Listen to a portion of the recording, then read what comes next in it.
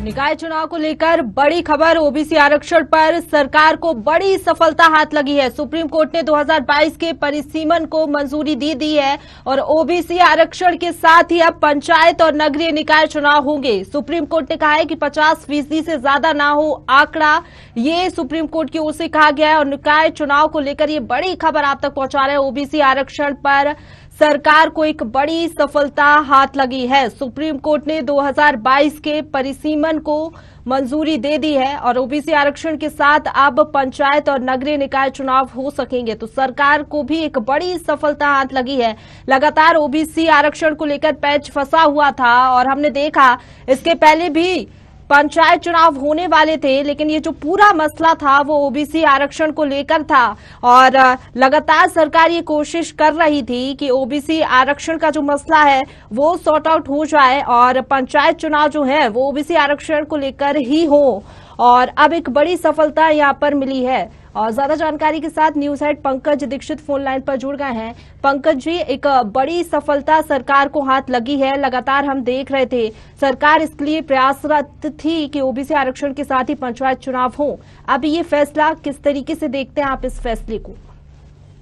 प्रशंसा ये सरकार लगातार चाहती थी और इसीलिए उसने एप्लीकेशन पर मॉडिफिकेशन भी दाखिल की थी और लगातार उसके प्रयास थे। बीच में सुप्रीम कोर्ट का निर्देश भी हुआ था कि तुरंत चुनाव करवाए जाएं और बिना आरक्षण के ही करवाए जाएं, लेकिन तुरंत जो है फिर संशोधन याचिका दायर की सरकार ने और उसके बाद में अब ये फैसला निश्चित रूप से सरकार की जीत की तरह देखा जा रहा है।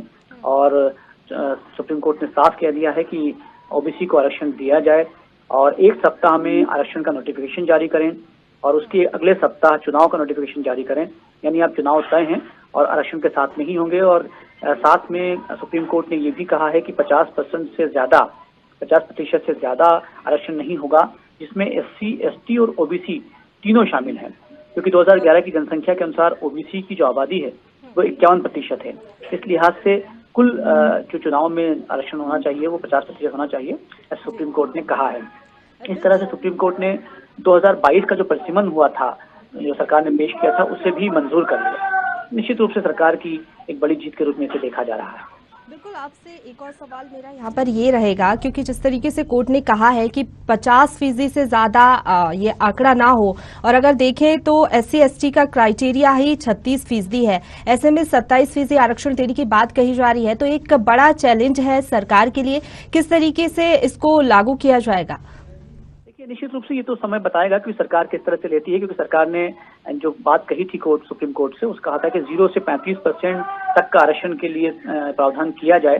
तो सरकार ने ओबीसी को कोई स्पेसिफिक आंकड़ा न देते हुए उन्होंने कहा है कि 50% कुल जो है वो आरक्षण हो एससी, एसटी और ओबीसी को मिलाकर, क्योंकि अगर आप इससे ज्यादा ले जाते हैं तो जो सामान्य सीटें होती हैं उन्हें कई नुकसान होता है। तो आरक्षण को उन्होंने सीमित कर दिया है। हालांकि ये सच है कि ओबीसी इस ओबीसी जो वर्ग है, जो प्रत्याशी हैं, वो भी खुश होंगे इससे और अब विपक्ष को भी जो है कुछ कहने का मौका नहीं मिलना है।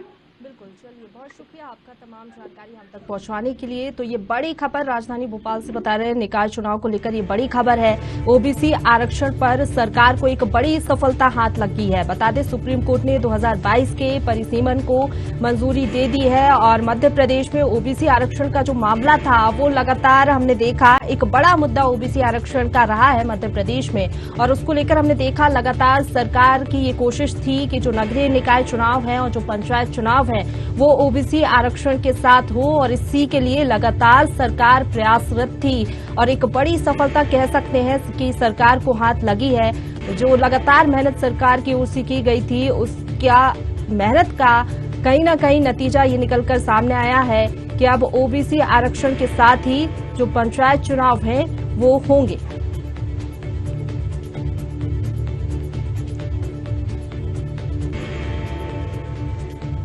तो इसके साथ ही आपको बता दें, सुप्रीम कोर्ट ने हालांकि ये भी कहा है कि 50% से ज्यादा आंकड़े ना हो और अब देखने वाली बात होगी कि सरकार किस तरीके से 27% आरक्षण के साथ चुनाव करवाती है, क्योंकि एक बड़ा मसला है ये मध्य प्रदेश में ओबीसी आरक्षण का। और लगातार हमने देखा इस पर कहीं ना कहीं सियासत भी देखने को मिली और अब ये पूरा मामला जो है वो सुलझता हुआ नजर आ रहा है, कहीं ना कहीं रास्ता साफ होते हुए नजर आ रहा है ओबीसी आरक्षण पर, और सरकार को कहीं ना कहीं बड़ी सफलता हाथ लगी है।